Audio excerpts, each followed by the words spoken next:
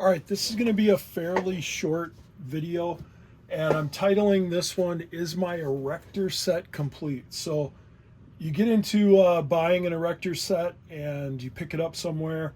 Maybe it's at an auction, maybe a flea market, maybe an antique store, maybe off of Facebook Marketplace, or even eBay. And you want to know, do I have a complete set? So this is one that I purchased with a group of sets um, several months ago, and I haven't done anything with this one other than set it on the shelf. So I thought this would be a good one to explain this with.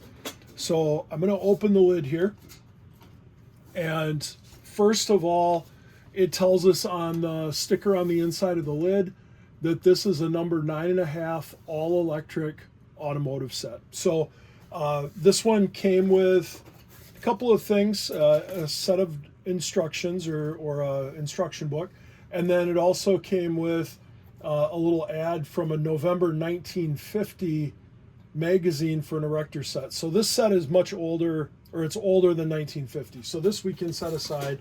That doesn't really belong with this grouping of stuff. If we look at the booklet that came with it, the copyright date on this is 1938. So that might lead us to believe that this is a 1938 number 9.5 set, but it's not. So we have to first figure out what we're dealing with, and there's a few different ways to do that. One of the things that I took a look at, this is a packet that I downloaded from online, and this is an Erector parts guide from 1933 to 1962. This was put together by Bruce Hansen, and this is a really useful tool. It shows all of the different parts that you will find in Erector sets during that time period from 38 to 62, and it explains the different years and even the different types of wheels that came in different year sets. So one thing that we can look at here is if we look at the wheel, this wheel is nickel plated, and then it's got a separate hub here that's painted. So if we look here, nickel plated steel wheel, red steel plate hubcap, 3/8 brass hub. So that wheel was from 38 to 42. So the other thing that we can look at with this set is it does give some more detail on this sticker. And one of the things it says here is it came with electric lights, reversing electric engine, electric magnet, and a whistle. And so the set with the whistle, according to what it says here in this information, it does show the whistle.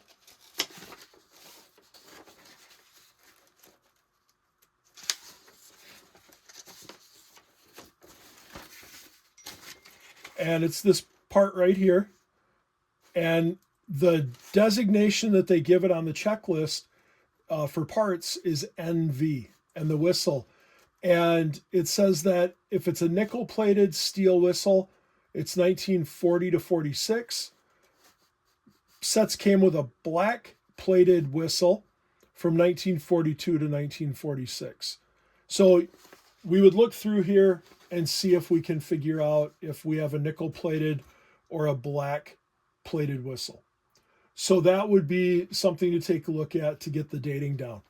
Now, as we figure out if this is a complete set, the main tool that we're going to use is a checklist. So this is a checklist that I printed from the A.C. Gilbert Heritage Society website. And this checklist covers 8.5, 9.5, and 10.5 sets. So if I look here, a 9.5 checklist is this column right here, and that's where it starts, 38 and 39, 1938, 1939. I know this set is a 1940 or later, so if I look at the 9.5 in the next column, that's 1940 to 1946. and that gives all of the parts that were part of the set. There are a couple of little designations down here. So an Erector flag came in 40 and 41. There was a special pulley in 42 and 42 to 46. So those things will be noted as you go through the checklist. But the way you determine if you have a complete set is you print off one of these lists and you go through and you basically check, do I have all of the parts that my set should have? And that it takes some time to do. I've got kind of a crowded area here right now with some other projects going on. It's really nice if you have a table cleared off or an area cleared off where you can start pulling parts out and laying them out in areas so that you know you've already cataloged certain parts. And I'll show you the way this works. So if we take a look just at parts here in the top tray, we've got, I'm going to grab these as an example. So this is a angled girder and this is the 6-inch girder. And if we go to the parts guide here, page 4 shows the angled girder and it's part BE. So if I go over here to the checklist, I go down and it's in number letter order. So it goes A through Z and then it starts with the AE. If I go down here to BE, yep, sure enough, that's the 6-inch angled girder. And I go over to a 1940 to 46 set and there should be 6 of those.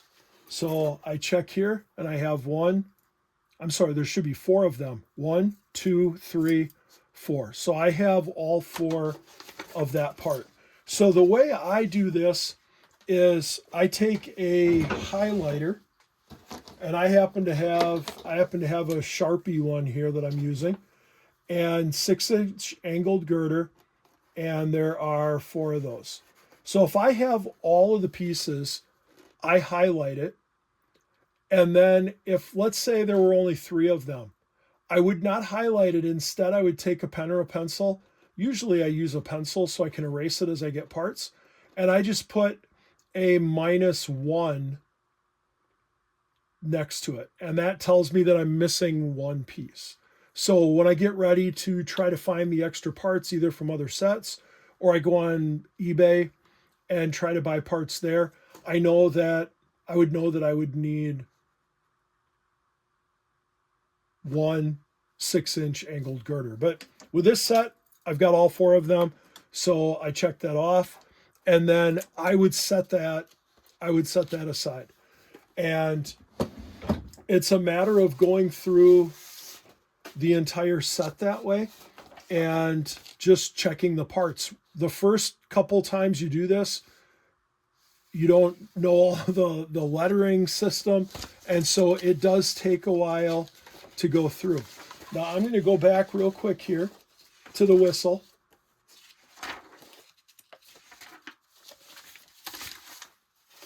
And just before I started the video, I did pull a couple of trays here, and I did pull this one out of the way, and there is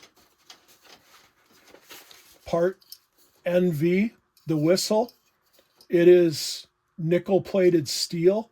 So that means that fits into the 1940 to 1946 set style. So this set is somewhere in there. And as you go through and you look at more of the parts and you figure more things out, it will let you determine exactly where and what set you have. You probably can pinpoint the year down to an exact year. This set has some really interesting things. So the curved girders here, these are pretty amazing. It looks like a few of them were used, or there was one put in there bent from the factory, but the way that these are pulled together, I would almost guess that these parts were not used very much, if at all. So it's possible that this pack of parts, just as tight as it fits together. Wasn't ever used for anything. Now there are parts in here that for sure were used. So here on the longer straight girders, there are some of these that are terribly bent up. So obviously those were parts that were used. The container for the parts is another way to begin to date. So if we look at the parts container, we have a lid that, if you look real close, you can tell that it was originally nickel plated, the metal part of the lid. And then from 38 to 42, it was a nickel plated lid with a paper label. So this is a paper label. From 46 to 59, it was a painted lid with a paper label. So this was nickel plated, had the paper label. So that means that puts this set up to 1942. And we know with the whistle starting in 1940, so this set is either a 1940, 1941, or 1942. So that allows you to get the dating better. But normally what you find here is that these containers, sometimes the container is destroyed, sometimes the lid is missing. I haven't pulled the rest of this out of here, so the lid for this one might be in there.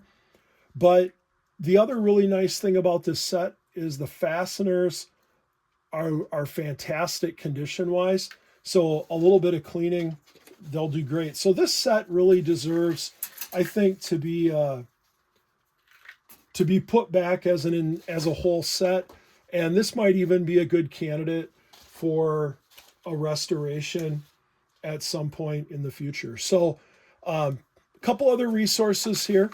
Once you get all the parts pulled out and inventoried, you can also find sheets like this. And this shows the layout for an Erector set. Now this one happens to be a 1931-32 number 7.5, a white truck layout. But this shows the way the top tray should look, and it shows the way things were packed down inside the box. So you can actually find these for just about every year set, and you can put the sets back to exactly the way they came when they came from the factory. If you are working on these sets, there is a book that covers from 1933 on.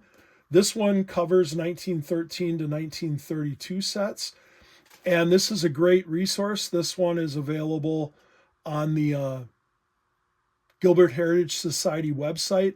And I'll put a link to that, or I'll put the web address for that in the description for this video.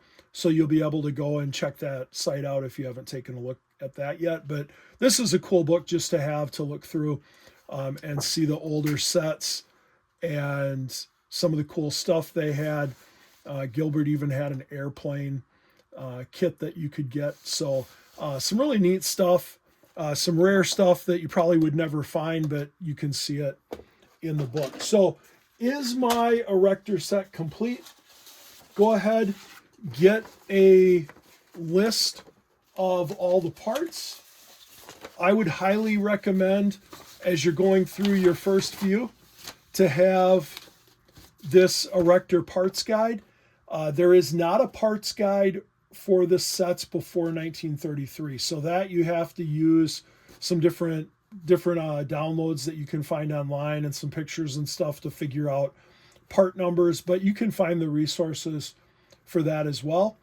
And then in the description, there's also a Facebook page that is geared toward restoring Erector sets, has fantastic information on it. The guy who runs it, Alex, is a great individual to deal with, very, very helpful. And I will put a link for that in the description for this video as well. If you have any questions, don't hesitate to ask. And I'd be happy to answer questions or help in any way. If you have an Erector set and you're trying to get it back to a complete set, or you're just trying to figure out if it's complete, hopefully this video will help with that. Thank you.